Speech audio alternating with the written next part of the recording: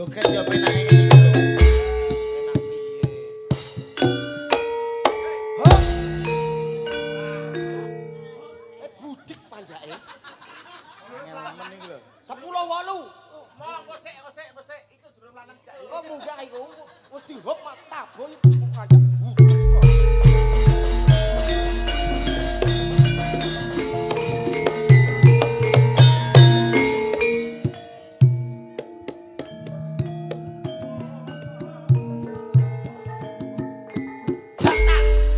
Gajah, gajah.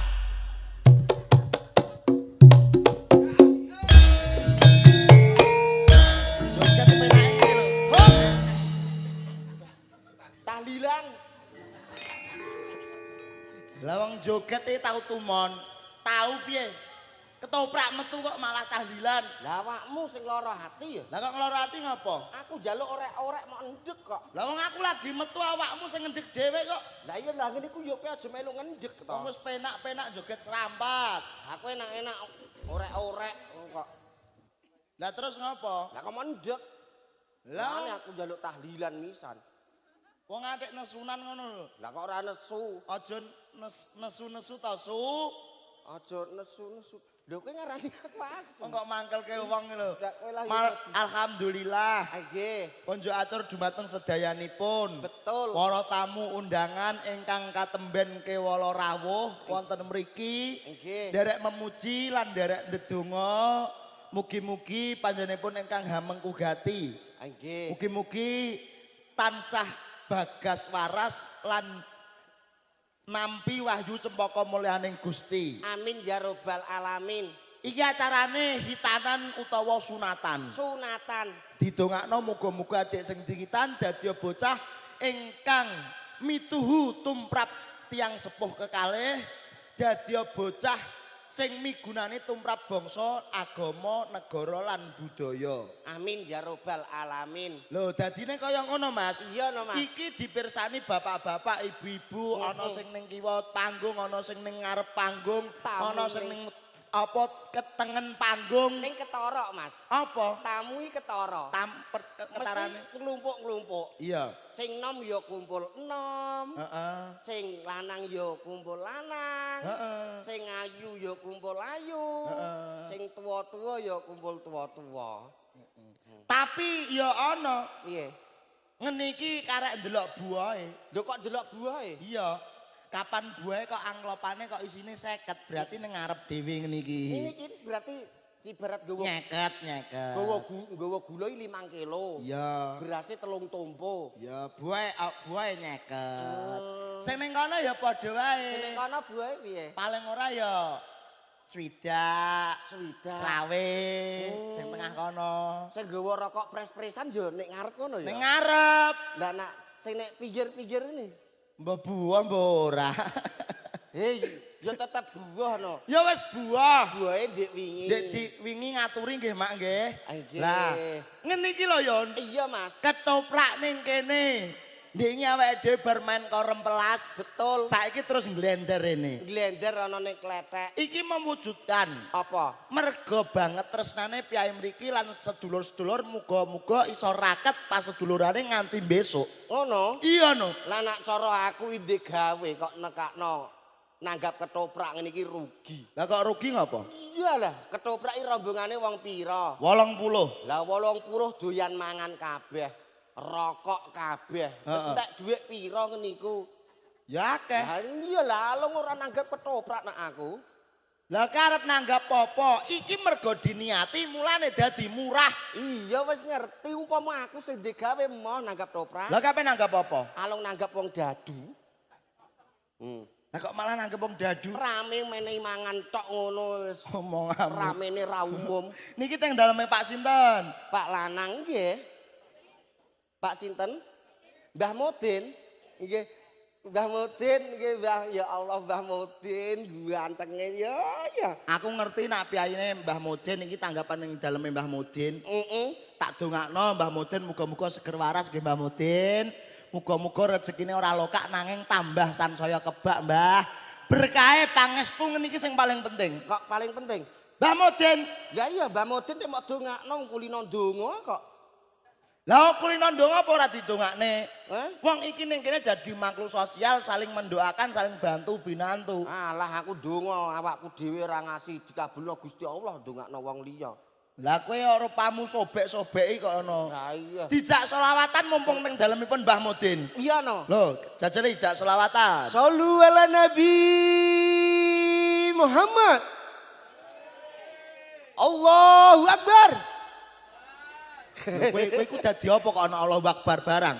Aku kaya sing nek masjid-masjid kori-kori iki lho. Kok dibaleni meneh, kurang kompak wong Sing kompak nggih Bu nggih. Mungkin Heeh. nek kompak pikantuk bantuan. apa? Yo bantuan beras lah dia. Sengeke ape kowe?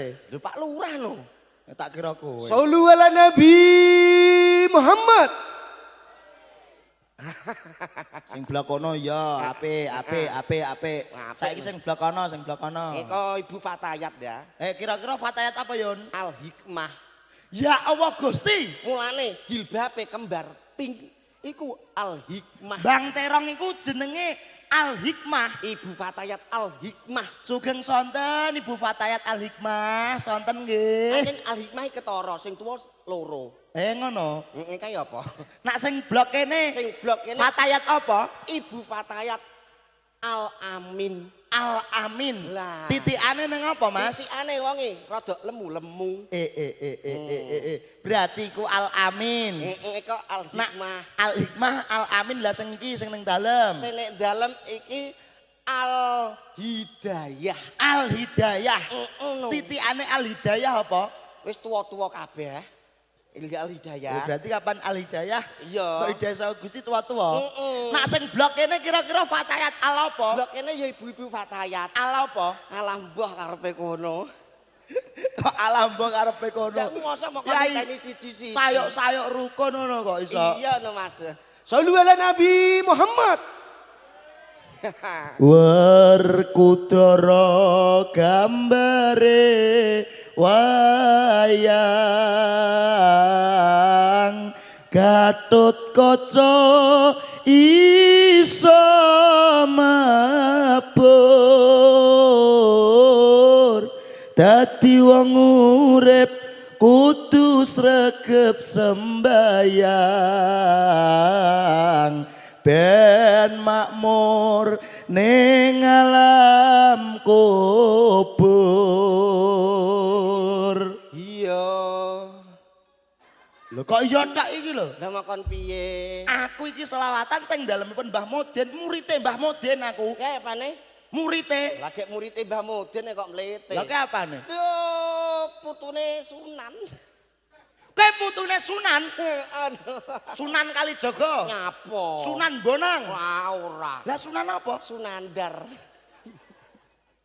Sunandar bakal pelem iku kok ana. Saking aneh. Omonganmu lho. Golek kroto kok. Kage. Lah aku. Heeh. Ya ya. Emang nggawa apa? Werkudara. Werkudara ngono kok. Iya ya. Astagfirullahaladzim ya Allah.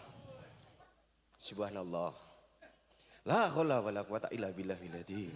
Iki dadi apa kok ana iso. Ala nyebut dhisik piye kok. Wayah sore krungu swara adzan menyang kali lan nyangkeng timbo mumpung seurip regepo. Aku lali. Aku ora tau parian gawe-gawe ngono lho. Wong ora iso. Nak kaya aku ngene iki lho, diagelan tas-tas. Nulat sarira hang rasa wani. Mbah Mudin pancen piyai kang migunani. Sedaya warga dadi kemateni manunggal tekad kanthi asmaning Gusti. Ya. Ya tak nak kowe. Lah aku ora kulino ngaji mau jak selawatan kok. Diagelan kok iso ngono. Parian. Ya, Dol tinuku aku sing dodol. aku sing ngutang. Wis sing tuku ah. Lah ra duwe ora utang dhisik. Dwilingga Salin Ukara, Purwakanti. Iya ya. Purwa kuwi wiwitan, Kanten kuwi kinantenan. Betul. Ayo, Heeh. tenanan. Iya ya tenanan iki. Iso. Iya ya wis aku nak keliru ambung. Lho ngambung adek rupamu iki lho. Lah kerep ngambung sapa? Lho rupa kaya cok bakal ngene Dek. Pengen ngambung iki lho. Kerep ngambung murni. Adek ngambung murni lah apa? Ki lho mang dirasani buke. Dirasani piye? Nak sing dagelane nandai kumbarek. Lah basa liya niku lho sing siji sing gundul yu, basa mlaku kok ok kaya kombi ngono. Lah sing sisa lah ya alok kok. Iya. Sing ganteng iku cara nggo tumbal kenek apa ora ya ngono. Cangkemmu Lah kowe lah ya padha ae. ora ana ngono kok. Heeh. Tuku gendeng go gawe apa? Tuku gendang go gawe Omah gede, omahe sapa? omah gede omahe Mbah Modin.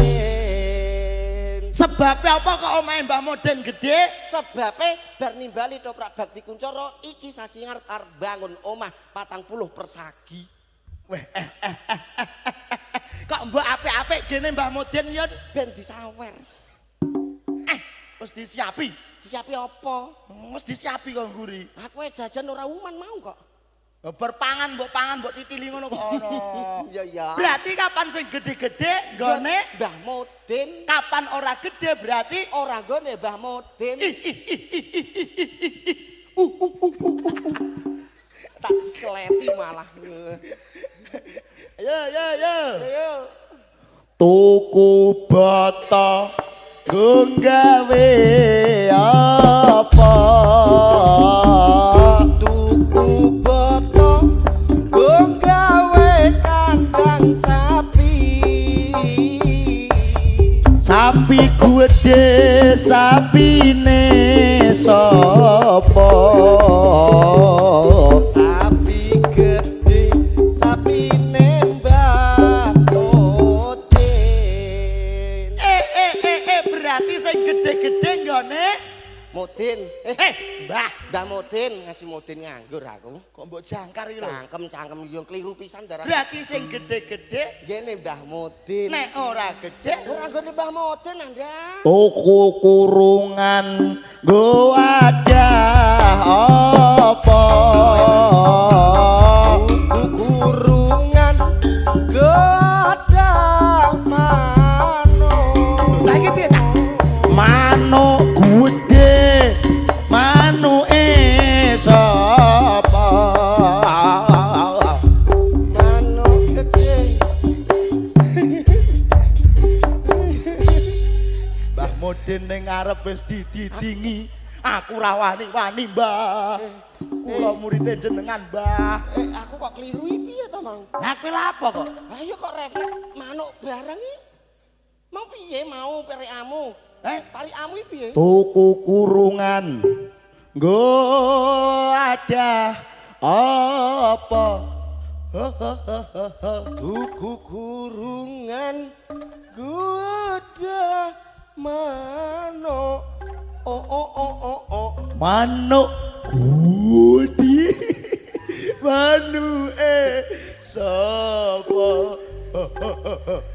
Astagfirullahaladzim. Lah ngapa? Aku ora wani ada. Ora wani aku. Mbah Modin teng ngajeng nak ngantek kliru kowe ora dibayar kowe. Kowe wani. Wani ah? Tenan? Iya. Yo. Oke.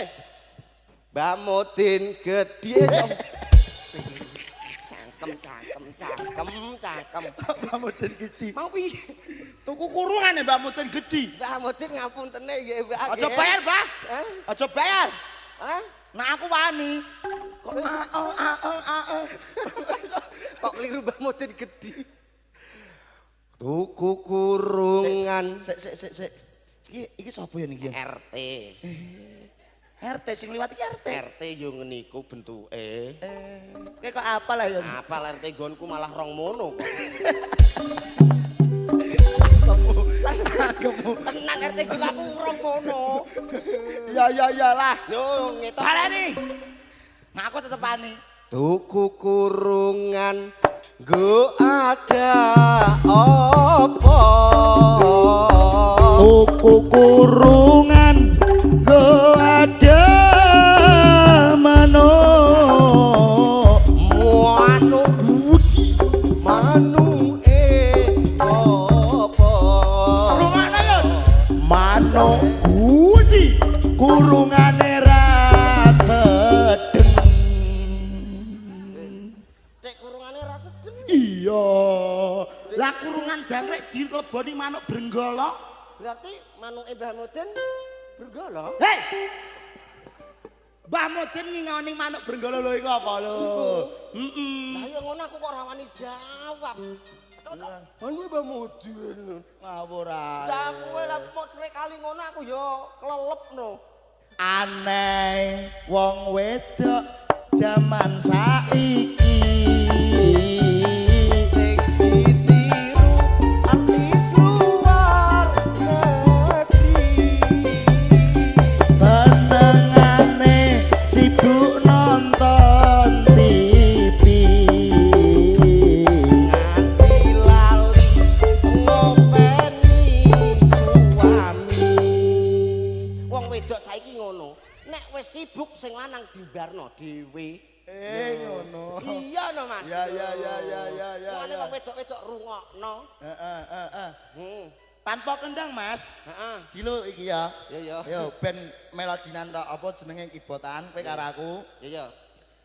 Wong wedok kletek.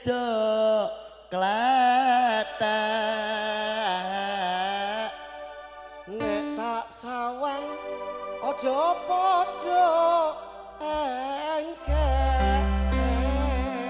Ana plandeng temumpang bedak. Raine glowing sikile bledak.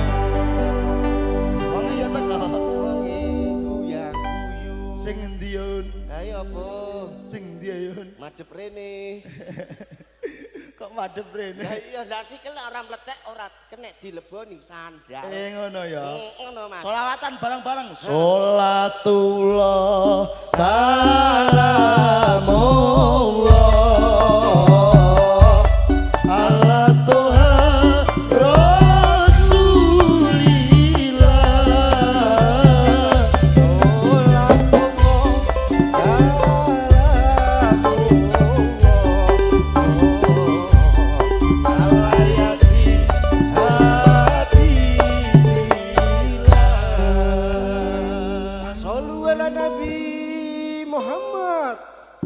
Sing penting barokahe. Amin. Sing penting tansah eling karo Gustine. Betul Mas. Ndedonga sing sakake muga-muga besuke entuk syafaate Kanjeng Nabi.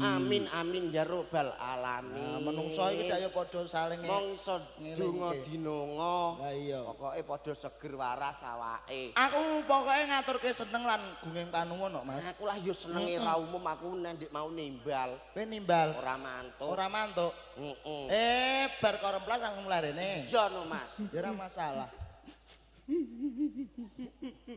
Ana apa Lek? Ana suarane kok ora ana wonge. Entut iku. Lek sampean kenging napa Lek? Teko dong bacin. Kudanan tak payungi. Teko ganggangan repelas. Iki ngopo ki ngopo? Ngiwangi gendang nangis. Aja iwangi lah. Gini. Kowe nek nangis cangkemem kaya kloset. Ya wis agak tak iwangi nangis. Teko ganggangan repelas panas tak yoblo. Lu baru teko kene kok ya Allah. Ya Allah. Kok kene. Mati yon. Innalillahi wa inna ilaihi raji'un. Bojomu mau mati. Oh gak. Anakmu. Oh gak yon. Apa marang tuamu? Yo gak. Teko dong bacen kudanan apa Udanan tak payungi. Teko ganggangan repelas panas yo tak yoblo.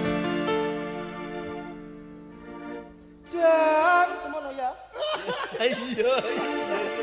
Delok suarane apik. Iya. Delok suarane apik. Sumpah.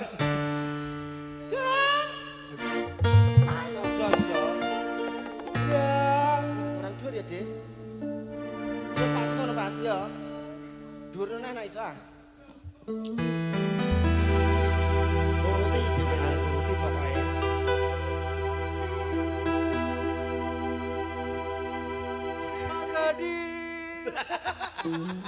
Koplak ngira-ngirani wong iki. Jam buang.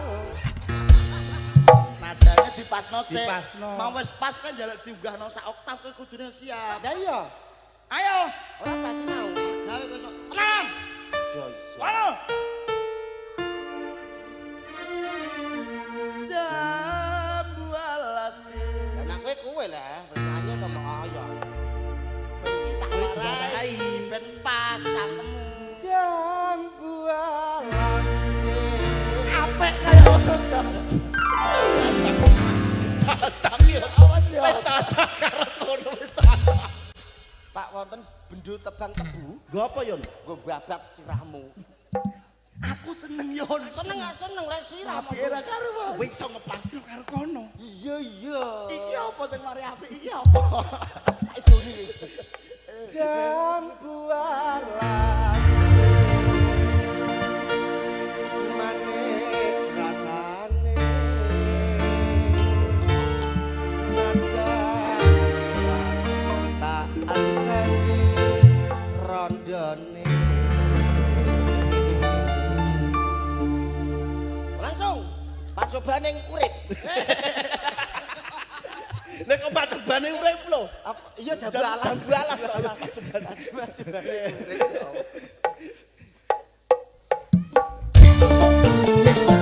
Kowe enake, Dik. Mas Liun.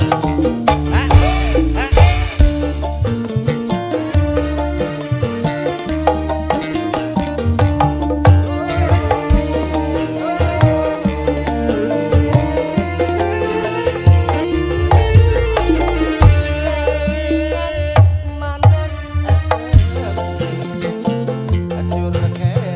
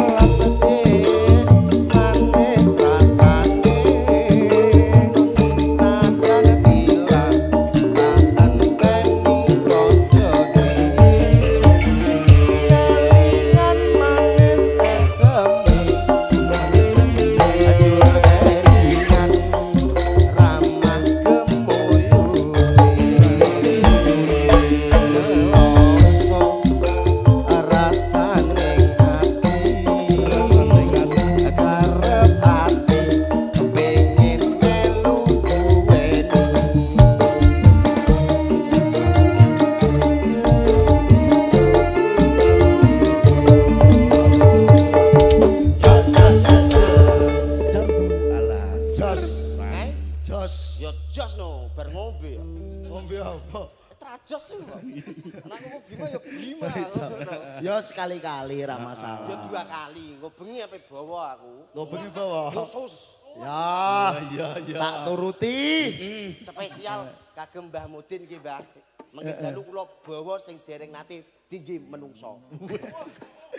Demit sik bawa iki ning alam basa ta apa? Wes Gong, kok bengi rungokno. Oh iya. Ngenteni ae. Gendong saiki. Heeh. Engko aku pepeling. Ah, aku lah sing pepeling. Ah, ojo. Enggak. Enggak oleh. Jagal ngono iku piye? Ayo lho nyanyi kok oyo-oyoan. Wes ae samu nyanyi apa? Apa? Oh iya. Wes bintang kecil. Oh bintang kecil iku Ayo, lho. enak. Kitir sumilir, Mas. Kitir sumilir. Heeh. Mas Gendong dhisik penyanyi kok. Iya. Saking bingung ngapalno lirik karo nada. Iya. Wes ora nyanyi saiki. Enak gojo. Nah, aku tak minangkani panjenengan mbahku nggo pepele. Heeh. Heeh. Ya sih Kitir Sumilir. sumilir. Heho heho. Sinar Bakti Kuncoro. Ganes Audio. Chandra Official. Yo.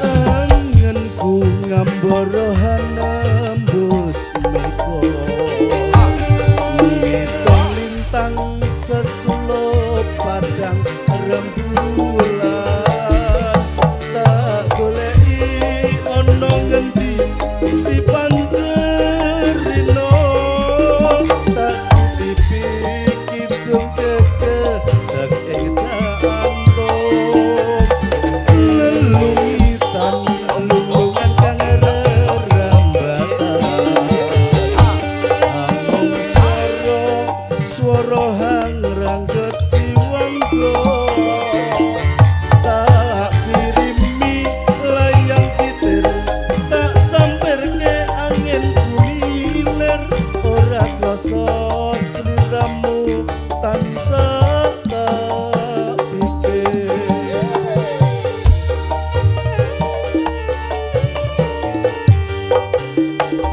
Rino wangi wewayangmu beto atiku Sino kerto saumpama kapan boyo aku bisa gegem lintang nengkat endeng rembulan aku samar kuatir lamun kau sabar Sekar makar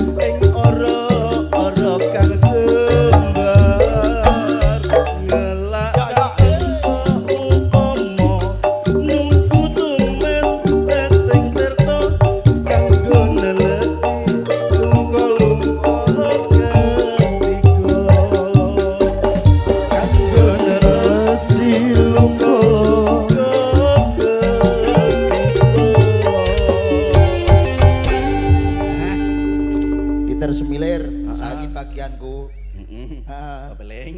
Alah suarane ya apik-apik. Iya iya. Suarane saya kula nggih, Bu nggih. Wong aku urung nyanyi. Lho ki urung. Larane wis. Kira sido. Derek langkung pokoknya ayo. Nggih. Pepeling. Pepeling. Heeh. Unjuk dumateng sedayanipun supayane eling kabeh warga masyarakat Kletek. khususnya ugi para tamu undangan sedayanipun. Matur nuwun sesaka Pucak Wangi Mas Mbakku. Mas Kolis, matur nuwun Mas Kolis ya. Mas Kolis sing gawe niki kok kliru. Sandra official. La ilaha La ilaha illallah Muhammadur Rasulullah Wis wantine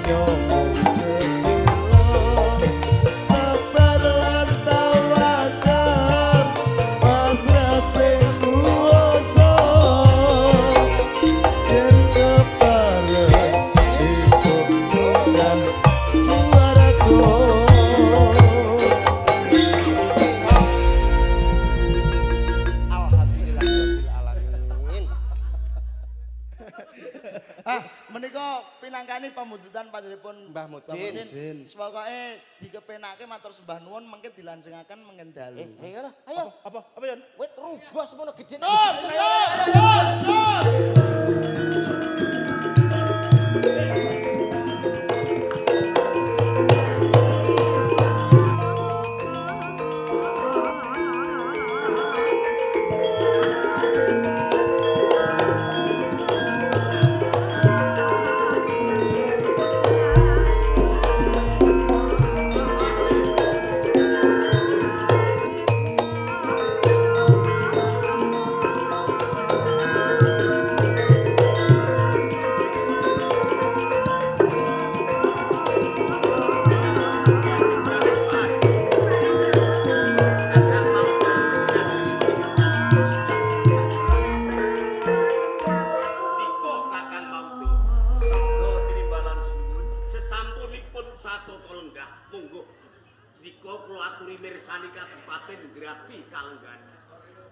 Sesampunipun Bandar Baligur ingkang jumeneng Adipati Kebo Martuwet.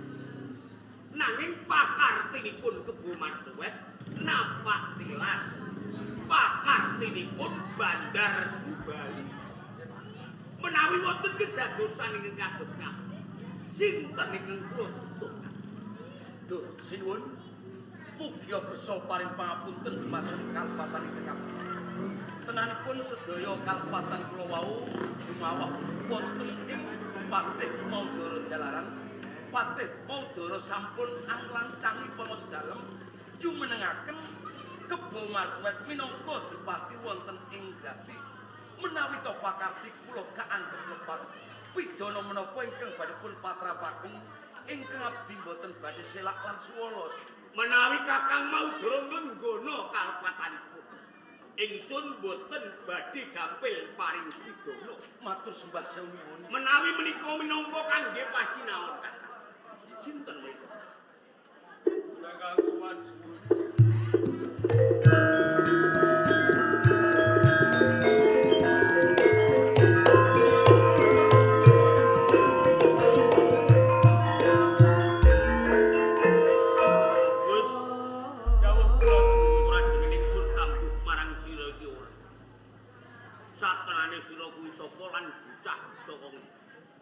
Keparang kula matur suwun. Kula Joko Umbaran saking Gambir Seketi. Ngantos kula wani minggah wonten pendhapi Praja Mojopait. Kula kepengin suwita wonten Praja Mojopait.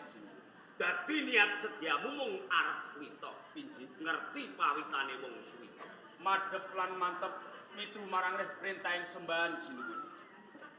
Umbaran Pinji yen sira bener-bener arep suwita ing negara Mojopait, tak tampa. Nanging yen sira siji bisa mbondo Bupati Grati anyar ngaran Kebo Martuwet, gedhe bisa mateni. Ganjaran bakal tak paringake marang sira Umbaran. Ora mung kuwi, garwaning sun ngandhek sepuh. Kalamun besok ana lairipun nang Jabang sing dikandhut marang garwaku, mijil pawestri bakal ingsun jodhokake marang sira.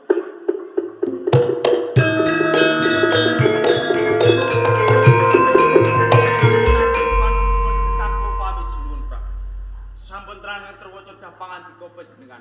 Pareng nyuwun pamit tambah pangestu. Enggal tindakno Umbaran.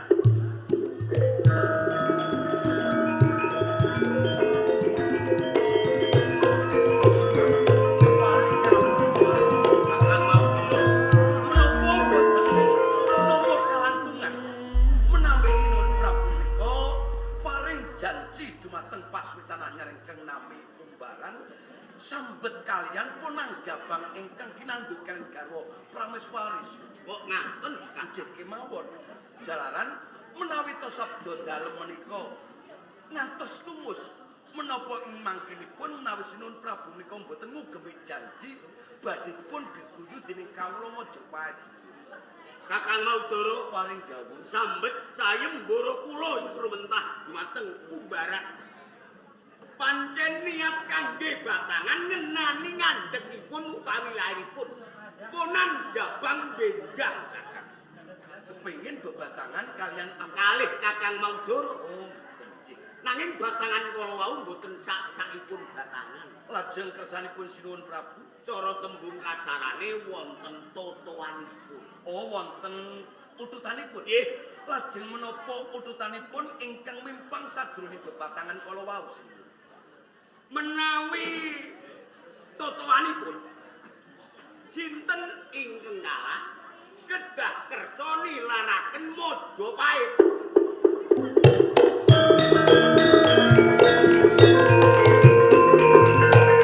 Ingkang kalah sajroning bebatangan kedah nilaraken Majapahit. Leres Ning ngaten ingkang abdi namung dederek kersanipun sinuwun Prabu Bramartunjung.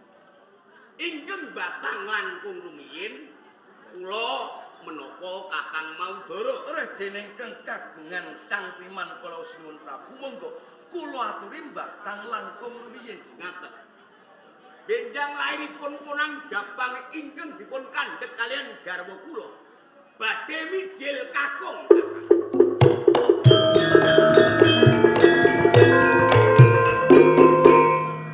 Menawi saking pambatang kula benjang putranipun sinuwun Prabu Bramartunjung badhe miyos pawestri. Anak kula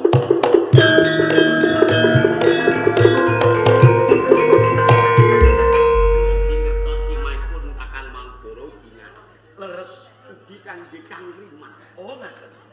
Radene palupi menika simah kula kepareng kula badhe mbatang anak kula menawi sampun lair. Anak kula benjang lair lanang. Jalan.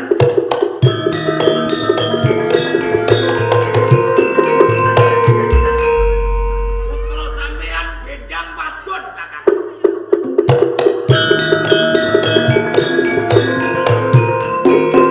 Sami-sami dereng ngertos daran kurang Jabang tasih pun kandhek kali pun sekecak. Diajeng dereng kemanjing oleh pelajar.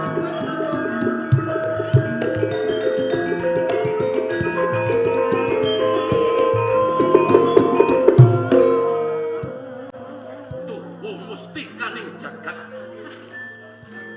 Menungso pilihaning dewa pitataning jalma. Ngerti sadurunge winalan. Yo, kena diarani menungso lipat seprapat jagat. Yo sinuwun Prabu Bramartunjung. Mongko cetha putra kang kinandhet garwa Prameswari. Kae bakal lair lanang. Ning wis ngono, aku kalah dhisik nggonku batang. Mung aku bisa mbatang yen to putrane sinuwun Prabu Bramartunjung bakal miyos putri. Yo, aja nganti Maudoro kalah anggon bebatangan. Engkin aku bantu mindak Julika. Aku bantu mindak Nesta. Putrane sinuwun Prabu Bramartunjung bakal tak landak, bakal tak ijoli anakku.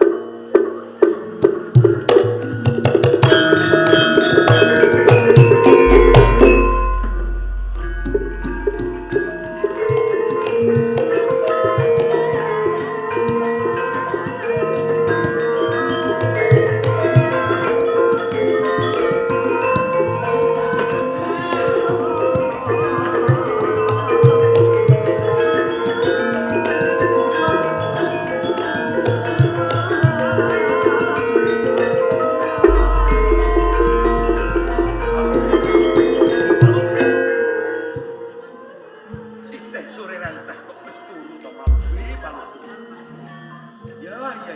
Mbok menawa keselen nggonku nyambut gawe merga urip kaijenan ana ing dalem kepatihan. Ya. Ora apa-apa, Palupi. Sadurunge aku tindak anjel pangapura, Palupi. Jemung dalan iki sing bisa ngangkat derajating anakku. Anakku bakal landak. Anakmu bakal tak ijolke kelawan putrane sinuwun Prabu Bramartunjung.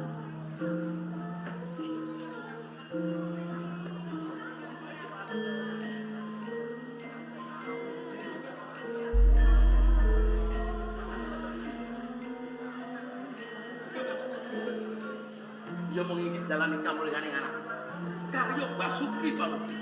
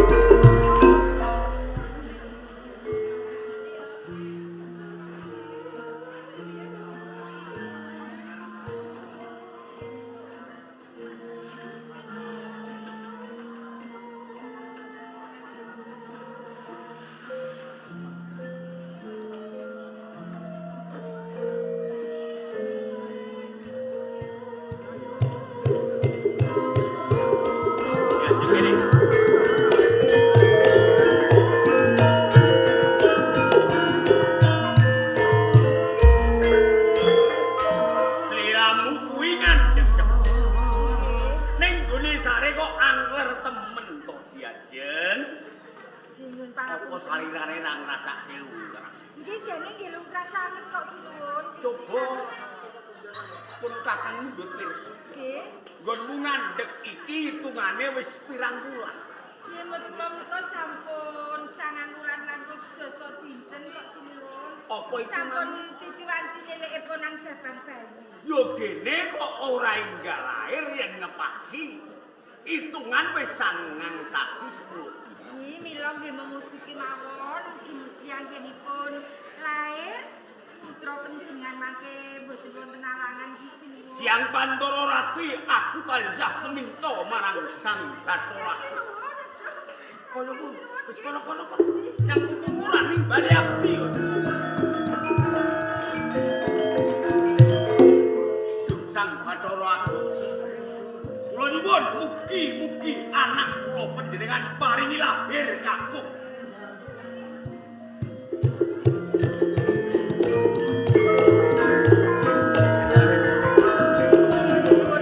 Siramu sembadunan. Tegese siramu wis nglahirake. Terus putramu mijil. Putra panjenengan miyos pawestri sinuwun. Pawestri.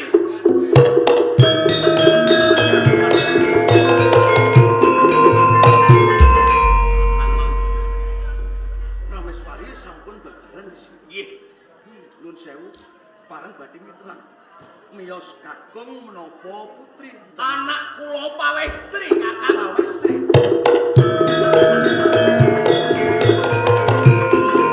Nggih, ngepasi isipun. Simah kula pun paluwi ugi kemawon katemben babaran. Kakung menawa pawestri. Pangestu dalem anak kula miyos lanang sih. Jalan.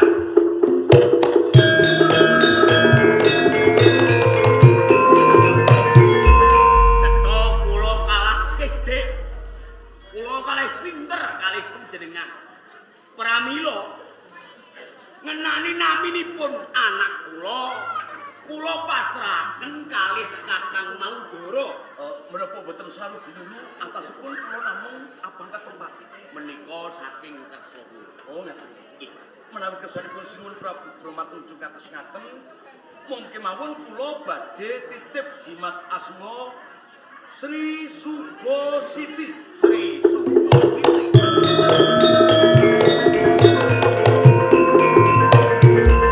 Lajeng teges lan werdinipun Sri Subositi pripun? Sri menika apawak wanita. Suba menika panguwasa. Siti menika lemah utawi bumi. Mila kula gadah kapitayan benjang dewasanipun Sri Subositi saged dados ratu-ratuning ratu wonten ing jagat raya. Anak kula menika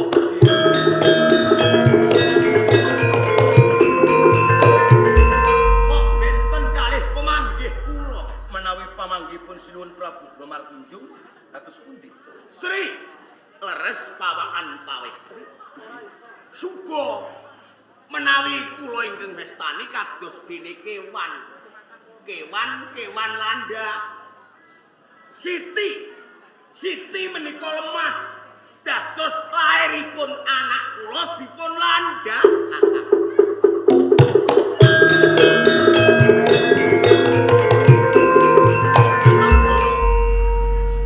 Gunung dhuwur saged dipun rambati. Gedung jero saged dipun jajaki. Nanging sinten ngertos aten-atenipun tika. Kakang, Paring dawuh. kula jumbuhaken nalika kula ngawontenaken cangkriman kalih panjenengan. Sinten anggenipun cangkriman kalah kedah nilaraken Mojopahit. Titip anak lan garwa kula. Sinuwun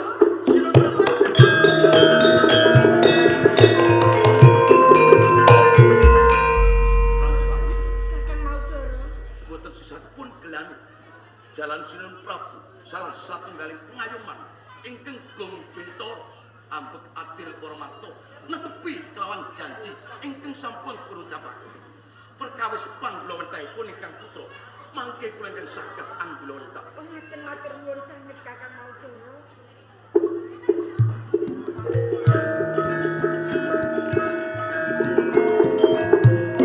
Aku salah. Aku luput gedhe munggo sinuwun Prabu Bramantujung. Mongko nalika sepurna aku sumpah. Sumpah bebarang lawan sinuwun Prabu Bramantujung. Ana Bramantujung kudu ana Maudara. Rekoso Bramantujung kudu rekasane Maudara. Mukti Bramantujung uga muktine Maudara. Wis pun aku wis wani tumindak lista. Nglandak kelawan putraning Sinuwun Prabu Bramantujung. Ya, aku salah, aku dosa. Mula perkara iki aku bakal nutupi janjiku kelawan Sinuwun Prabu Bramantujung. Aku bakal ninggalake Purayagung Kraton Majapahit. Aku bakal lelaku tapa mider taun kanggo panebusing dosa lan kaluputan.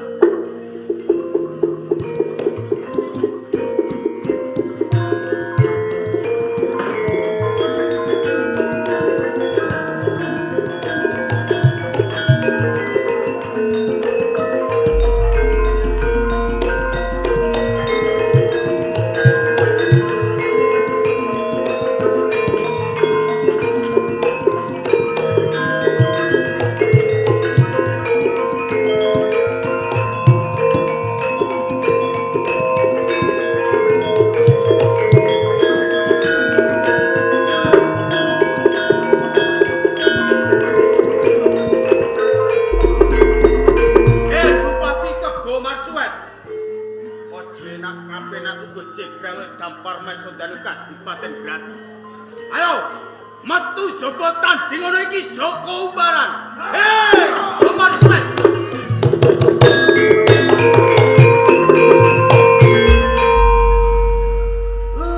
Yen tak sawang saka tenggak mangisane dening manungsa lumrah. Tenggak mendhuwur kaya dene Maesa utawa kebo sapa sak tenane dadi aran. Aku dipati kebumar cuwet. Kowe kebumar cuwet. Opo kowe?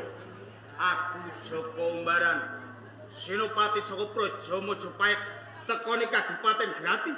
Kudu rangket karo kowe Kebo Marjuwet. Serep nyawa nantang Kebo Marjuwet. Maju Ya puas.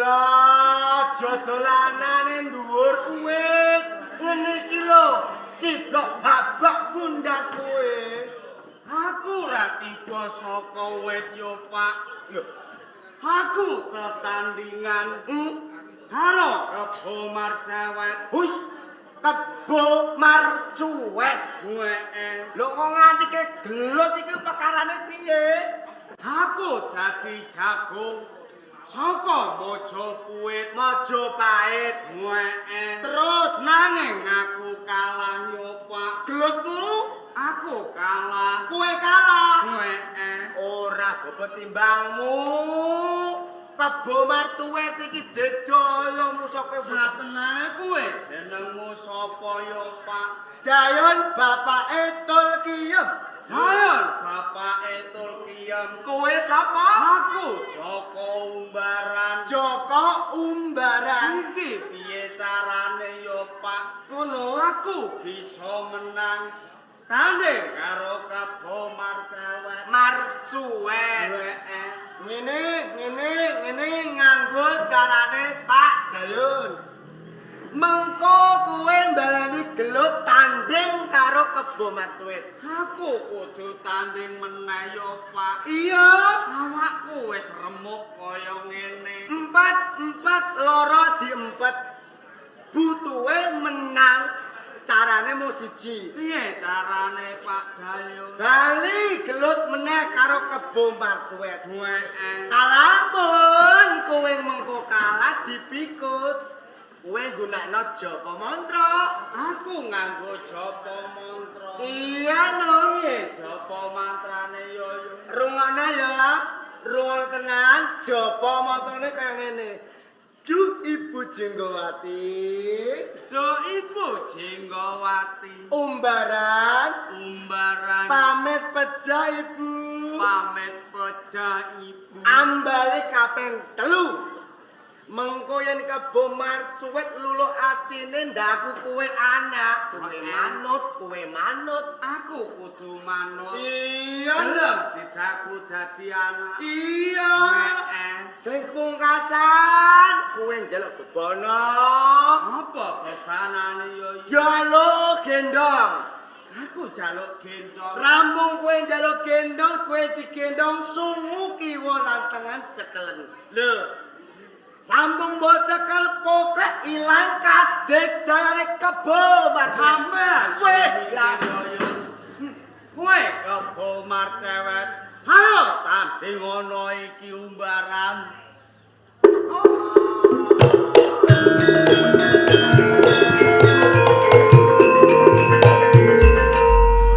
Kowe Kebo Marcuwet. Ayo manuta karo aku. Jebul Seragat sane Majapahit. jebul serep nyawa kowe maran. Aku ora bakal mati yen durung nyangking Tak das. rampung yang papan kene.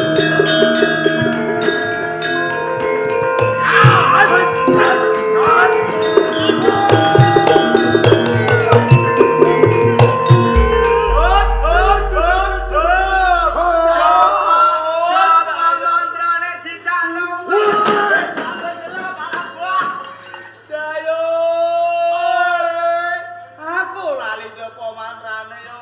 Jabang bayi jo kaget. Wes tak tuntun. Duh Ibu Jenggowati. Duh Ibu Jenggowati. Umbaran. Pamit. Pejah. Wes apal-apal. Duh Ibu Jenggowati. Umbaran pamit pejah Ibu. Umbaran bareng kowe tak sing kesambat lan Jenggowati. Kapan apa kowe lan Jenggowati bareng? Umbaran anak Jenggowati ya Bu. Umbaran anak Jenggowati. Heeh. Yen ngono kowe anakku.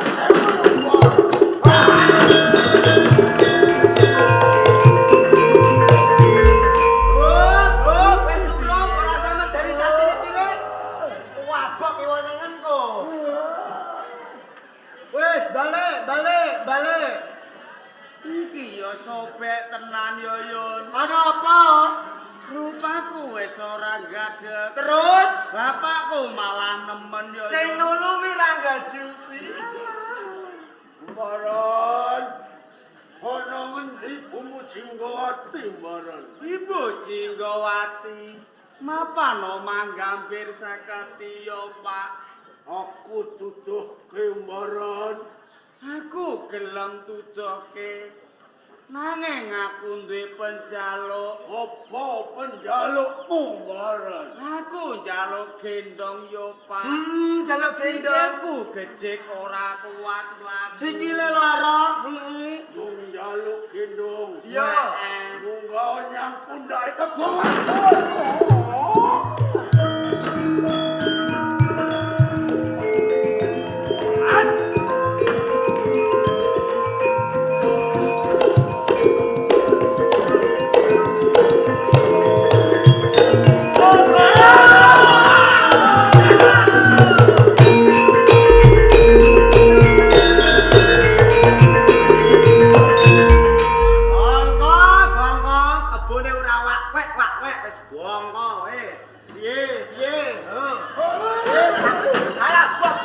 Dalane buntu. Balik.